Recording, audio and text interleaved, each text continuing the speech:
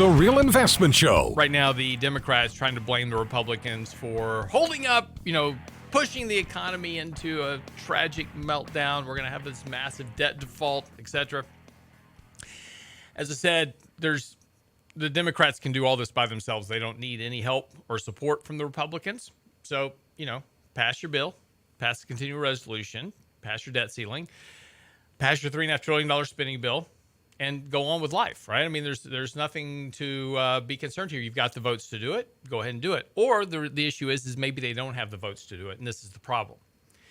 And again, as we talked about a second ago, there are a lot of moderate Democrats, and there's a lot of states. Georgia is a good example, which normally votes Republican, and in the last election, elected Democrat senators as well as voted for Biden. So, we see traditionally, Republican states or red states actually turning a little bit blue or purple, et cetera, but they're on the margin. So they're moderate. And they can certainly swing back the other direction. And the Democrats are aware of this, and the midterms are coming up. And this is going to be important for them because they need to make sure they hold on to the House and the Senate. And it's a very slim margin in both houses. So the midterms mean a lot in terms of progressing the Biden social agenda over the course of the next 4 years, and potentially if he gets reelected, which seems tenuous at this point, that they're going to really need a lot of support here. So they realize there's a real threat here, which is why there's a big push to try to get all this spending done as soon as possible, because after the midterms, very high probability you won't be able to do any more of this. And there's a couple of things behind that, of course, but the big issue right now, of course, is in 72 hours the government will shut down. Dun. This is where we need bump music. Dun dun dun. And all of a sudden, bring out the dead. The terrible tragedy of the government shutdown is coming, and we've been through this before, and. Last time we had a government shutdown, we had to temporarily furlough 900,000 workers. Now, these workers are classified as non-essential. This is something we should all think a lot about in terms of government. If you have almost 1 million non-essential workers, if I have a business, right, I have a business. Every worker in our business is absolutely critical, essential. We can't live without them. If we have a non-essential worker, they typically don't last very long because you got to pay for them. Right. And when you have to pay for them out of your corporate profits, well, non-essential versus essential becomes a very big thing. But when it comes to government, since this is all just taxpayer money, we can just hire a lot of people and, hey, don't worry about it. And this is why we have a lot of people in government that don't do anything. But they're non-essential. So we lay them off. They're temporarily furloughed, which means they're still getting paid. Now, they may not get paid today, but as soon as they go back to work, they get all their back money plus their current income. The other thing that the government shutdown that they'll tell you is like, oh my gosh, senior citizens aren't going to get Social Security. That's not true. In a government shutdown, mandatory spending still gets made. Military gets paid, Social Security gets paid, etc. And look, that's all. You might as well enjoy Social Security. It's all going bankrupt in 2034, apparently, according to the Social Security Board of Trustees. You got 13 years to enjoy it, so enjoy it while you got it. We'll talk about that one later. But we go through this, right? We've been through, I don't know, during the Obama administration, we went through this virtually, I think, every other year. We talked about had to fight a government shutdown. We had to pass a continuing resolution. And just to remind you youngsters out there, if you happen to have forgotten, prior to 2008, we had this thing called a budget that we passed. And we would pass a budget every year that would be voted on by the House and the Senate and approved by the president. And that was what we spent. Beginning when Obama took office, we decided, why on earth would we use a budget when we can just do a continuing resolution? Now, what is a continuing resolution versus a budget? A budget is actually a budgetary guideline that says this is how much money we're going to spend, and this we're going to spend it on all these projects, right? Whatever we're going to do. Here's the budget. And we lay that out. Now, theoretically, in the budget, we were supposed to be going through there and saying, hey, this department, needs less money, so we're going to take some money away from there. And we're spending too much, so let's cut back spending in some of these other areas and, try to get the government back to maybe, possibly running a small surplus. I know it's a weird concept to actually have a surplus in government, but hey, something. But see, that's too much trouble. The beautiful thing about a continuing resolution is if you spend $1 trillion last year, all a continuing resolution says is you get another $1 trillion to spend this year plus 8% because spending went up 8%. Somehow magically, it cost 8% more this year to run the government than it did last year. Now, I don't know where you come up with 8%. I mean, inflation's not 8%, so it doesn't cost 8% more to run the government. But, we got to give everybody raises and all that kinds of stuff, right? So every year we pass a continuing resolution. It's just last year's spending plus 8%. We've been doing this now since 2008. Do some simple math. What's 8% times 12 years? That's how much more your spending is just based on the continuing resolution. Not to mention all the other spending that you want to do. And this is why when we pass these continuing resolutions, it only funds the government basically for about 6-7 months. Then we run through that money and we have to do another continuing resolution later to fund the government through the next cycle. But this is the government largesse that's been going on now for over 12 years.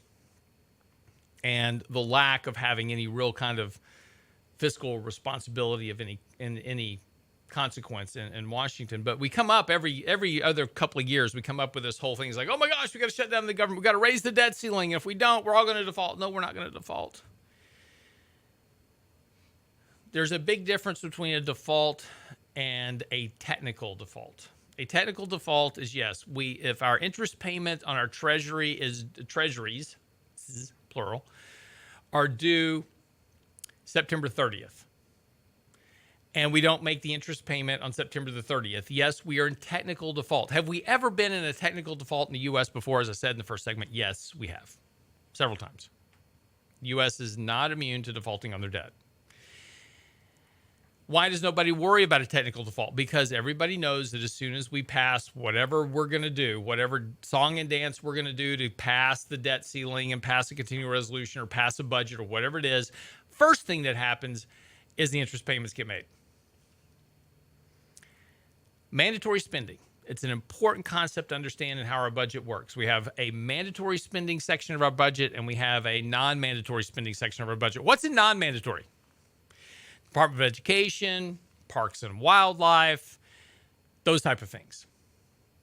Such is why, if you remember back when Obama first shut down the government, back under the Obama administration, do you remember all the hoopla over the fact that people couldn't go to a national park? It was like terrible. It's all over the media. People being locked out of national parks. They can't go see Yogi Bear. Terrible. They show pictures of the entrance to the park, and there'd be like a bench with a lock on it because you couldn't had to keep you locked out, right? It's terrible. I know.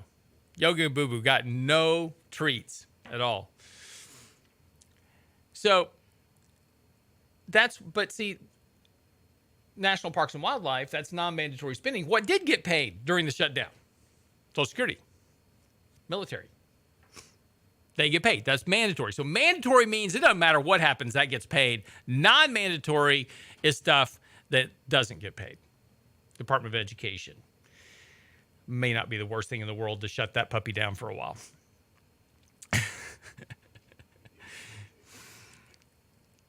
Teachers all around the country go, oh no, what are we going to do? Teach class. They don't really do a lot for you. No, homeschool. It's a thing. Anyway, but this is important to understand. So yes, we could have a technical default on our debt. Nobody's going to freak out about it. Everybody knows they're going to get paid as soon as we get this passed. But does that cause interest rates to spike up in the short term? Absolutely. bond traders are repositioning themselves right now. We're seeing the short end come up. We're seeing the yield curve flatten here. We're seeing treasury yields spike up here a bit. So, again, not surprising at all over this whole debate in the market about what's going on and traders trying to reposition themselves. At the same time, you got this inflationary pressure coming in. Yields are trying to adjust for inflation. So you got a lot of stuff that's going on here. Got the Fed talking about taper. So there's a lot of things pushing on yields right now. But again, yields are getting very overbought here on a short-term basis. And as I said earlier in the show, it's like this has turned out every time since 2013. We've had spikes in yields. It's been a great bond buying opportunity. Is this time different? Maybe. But given the reality that markets are grossly extended, overvalued, you've got the Fed about to start tapering. And typically when the Fed tapers, that's great for bond yields. Why? Because it's a risk-off scenario. In other words, as the Fed starts to taper, people start taking their the risk-on preference and shifting it to risk-off preference, which is buying bonds. Is this going to be different this time? Sure, anything is possible. But more than likely, it won't be. We'll come back after the break. Don't go away. One of the things that we talk about a lot on the show is about making good financial decisions and, investing the right way. And when we talk about investing, and we discussed this a little bit yesterday, talking about absolute versus relative returns, and that's an important concept to understand, versus chasing some benchmark index. There's a vast difference between average returns and real returns, what you actually wind up with, and particularly when you're doing financial planning, et cetera. But, one of the interesting things, I'm writing an article on this right now, is that if you look at, there was we'll just start back here. There was a recent article out from Fidelity, a recent study, talking about there are now a record number of 401k millionaires, right? Record number, 429,000 millionaires that in retirement plans, and of all the retirement plans they account for, right? 400,000. That sounds like a lot. That's a lot of people that have over $1 million in retirement. That's awesome. Problem is that $1 million in retirement doesn't really cover that much anymore. $1 million back in 1980, I could invest that at 10, 11, 12, 13% interest in bonds, make $100,000, $120,000 a year. No big deal. 4% withdrawal rule, no problem. With yields at $1.5 million gets me $15,000 a year to live on. Big story difference. And this is why investors are having to be forced into equity risk, which is very dangerous going into retirement, because once you're in retirement, great, equities are doing great, but a 30 or 40% drawdown in the markets will seriously impede your ability to withdraw capital over the long term. And $1 million just simply isn't going to last as long as you think it is, not in this environment. But this is why when you take a look at those 400,000, right? How many people are that actually, right? That's about 1.6% of all the 401k plans that Fidelity actually manages. So in other words, the top 1% have $1 million in their retirement plans. What about the other 99%? Or that's 1.6. So let's call it the other 98%. Average balances in those accounts are about 1 year's worth of income.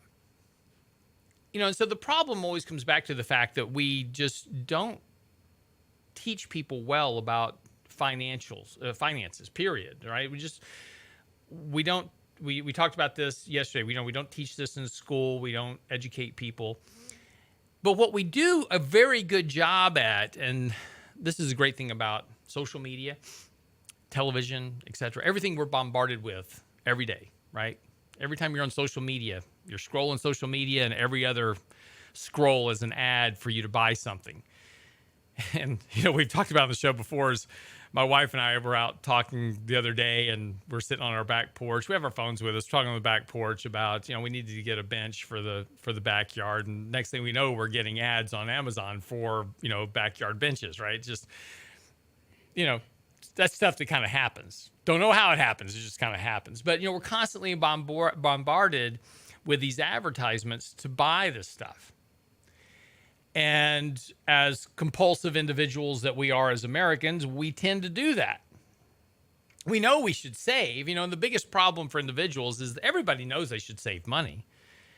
And we do it backwards, right? We get paid, we go spend all our money, and then we go, well, we should probably try to save some money, right? And there's some simple rules for combating that. But, as individuals, we're just constantly bombarded by these ideas of paying for, buying stuff, right? We just got to buy stuff. 70% of the economy is driven by consumption. It's what you and I buy every day. And we're not talking about just gas, food, cost of living, clothes, and we're talking about all the crap we buy. Go through your credit card bills and look at all the random stuff you bought. And that's what we call leakage in the financial planning world, right? You got a lot of leakage. Those $5 Starbucks, etc. You got a lot of leakage going on within your spending. But the credit card companies, the finance companies, the Wall Street companies, they make it as easy as possible for you to spend more money. MasterCard is now, and this is the new rising trend as of late. Now, this is something that millennials and Gen Zers are taking on hand over fist. MasterCard's now entering into this whole buy now, pay later program. And we're seeing a lot of companies do this. There's been a couple acquisitions lately of these buy now, pay later type companies. And you're going, well, in the credit card, buy now, pay later? Yeah, it is. This is even more. Even more, because now we can buy it now and pay it a little later, right? MasterCard announced an installment program for U.S. and Australian and U.K. markets on Tuesday. Buy now and pay later has become the battleground between banks and fintechs, with Affirm, Amazon, Square, and major Wall Street banks competing to issue installment loans. These increasingly popular loans let buyers split up purchases through monthly, often interest-free payments. They're interest-free for a little while until you miss your first payment. And then you get hit. Remember, there is no free lunch in life. There's nothing for free. You're either overpaying for it up front or you're paying for it on the back end, but somebody's making money somewhere and they're making it off you.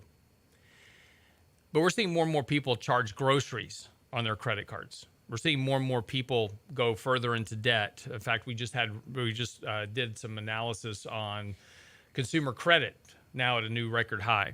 Individuals are taking on, especially young individuals, Gen Z and millennials, are taking on personal debt to invest in the markets. Taking out personal loans, taking out bank loans, taking out credit card loans. This ends very badly for them at some point. But again, this is just the function of debt. And we talk about this and it seems fine, but then when we come back and look at these stats, right? We got 1.6% of the population have $1 million in the bank. And then we've got the other 98% of the country that is barely making ends meet. They have about 1 year's salary saved up, at best, for most people. A lot of them have none. 38% of young individuals have absolutely nothing saved for retirement. Zero, nada, zilch. Almost 20% of boomers have nothing saved for retirement at all. But yet we keep providing people more and more ways to spend money to have things today that they can pay for tomorrow. But there's a consequence for that. And I find it interesting because in the midst of this entire reality, we've got the Democrats that are trying to pass this $3.5 trillion social infrastructure bill. We need to give people more money to spend because, well, the economy's just not working for everybody. It's only working for the rich people. The economy works for everybody. It's just there's a group of people that tend to spend less than they make. They tend to save money. They tend to invest. They tend to do these things. And they build wealth for themselves. They go out and they start a business. They take advantage of the capitalistic economy. Then you've got a whole nother group of people that simply succumb to the mental brainwashing of American media and spend literally everything they have plus more to live a lifestyle they really can't afford. We have to have a 3-bedroom house with a pool in the backyard, and the house has to be at least $300,000. You take a look at the houses that are being sold, right? The Census Bureau breaks down houses by incomes, right? By prices, right? So $150,000 or less, 150 to 300, so and so up. How many houses do you think are getting sold in this major housing boom that we have going on right now below 150,000? Almost none. Nobody wants to live in a $150,000 house. You kidding me? The dive. I need at least a $250,000 or $300,000 house if I'm going to buy a house to live in. I mean, come on. I need at least 3,000 square feet, whatever, right? But see, I can afford that, I think, because interest rates are low. And so my real estate agent tells me, like, why you want to buy a $150,000 piece of crap when you can buy this $300,000 McMansion, and we can get you into it for just a low monthly income of just, $1,000 a month or whatever it is, right? We spend more on housing in the U.S. than just about any other country in the world. In the U.S., we spend about 25% to 30% of our incomes on housing. We spend about 2% on education. China, they spend about 2 to 5% on real estate, on their housing, right? They spend a lot. They invest a lot into real estate, but they spend about 2 to 5% on housing. They spend about 20% on education. Why do you think they're kicking our butt?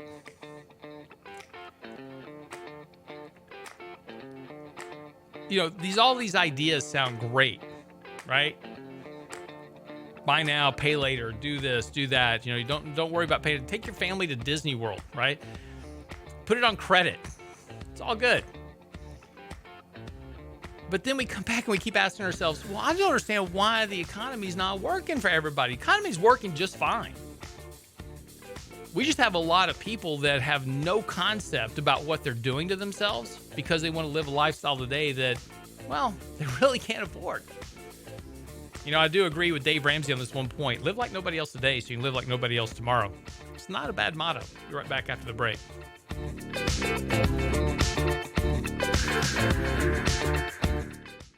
So just talking a little bit about this whole idea of, spending and figuring out new ways that I can buy now and pay later. And again, it sounds great, right? But, finance companies are pretty smart about this stuff. And this is why they make billions of dollars in revenue, because they know that people will default, et cetera. So if I give you interest-free payments today, you're either going to overpay for it up front or you're going to pay for it on the back end when you miss payments. But, the math is pretty simplistic. And, talking about this whole idea of the economy's not working for everybody. And this is one of the other misguided things that's going on right now. There is a petition running right now on petition.org that is nearing almost 3 million signatures. And that's a petition wanting $2,000 a month in government stimulus forever. So in other words, $2,000 checks every month to households forever. Sounds great. Extremely misguided, though. Why? Because it only works for 1 year. What do you mean, Lance? Why would it only work for 1 year? If I'm getting an extra $2,000 a month every month, that's great, right? Why even work, right? I'm just getting $2,000 a month. Why even go to work? I'll just kind of do what I want. It works for 1 year. Why does it only work for 1 year? Because once you stick $2,000 a month into households, in the first 12 months, everybody will go out and they will spend their $2,000 a month. Who realizes that people now have an extra $2,000 a month? Everybody's selling you product. So if I have a business that is consumer driven, what do I do with prices? You got extra money, I'm going to raise my prices. There was a great lesson we should have learned from college universities. When the government took over student loan debt and we watched government college tuition skyrocket through the roof, we should have picked up on the clue right there that, hey, giving people money without any responsibility is probably not a great idea. Because colleges go, hey, government's going to fund your tuition? Pfft, I got this. And college tuition soared. If you give individuals $2,000 a month, it sounds great. And for the first year, everybody's going to be very happy. But prices are going to go up. So this is the simple math of how this works. Let's assume the economy is at zero. Okay, and I give everybody $2,000 a month. At the end of year one, I'm going to have a 100% increase in the economy because everybody's going to go spend their $2,000 a month. Next year, and assuming no other incomes, right? We're just a very simple example here. Okay. So I give everybody $2,000 a month. They all go spend all $2,000. My economy is going to go from 0 to 100% growth in the first year, right? Whatever that total number is, $5 trillion, whatever it is, I've now got a $5 trillion economy. The next year, I give everybody $2,000 a month again. They all spend it. My economic growth at the end of year two is 0. Because I'm spending the same amount of money, I'm not spending any more money. So $2,000 a month sounds great until all the businesses go, hey, you've got an extra $2,000 a month. I'm just going to raise my prices. So there you go. And all of a sudden, that $2,000 a month gets absorbed into inflation and the cost of living. And next year, guess what? You are right back to where you started again. And the economy is not growing, and now you're going deeper and deeper into debt to supply this $2,000 a month to individuals. And if you think the economy is not working for these individuals now, you just wait until you give them $2,000 a month. The economy really won't work for them. You know, there's an old saying is that, you know, socialism is great until you run out of other people's money, and that's the problem. It'll be great for 1 year. And this is the lack of education, right? That we don't give average Americans. We don't teach basic economics to individuals. We don't teach basic finance to individuals. I don't know what we teach them, honestly.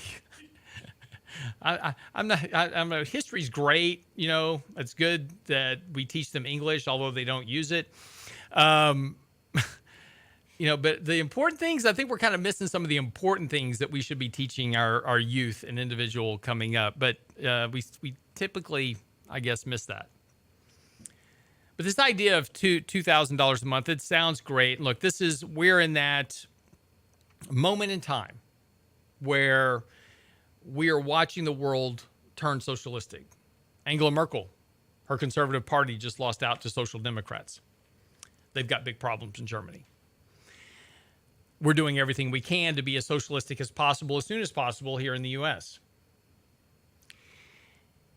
And people like this idea because under socialism, I get free stuff.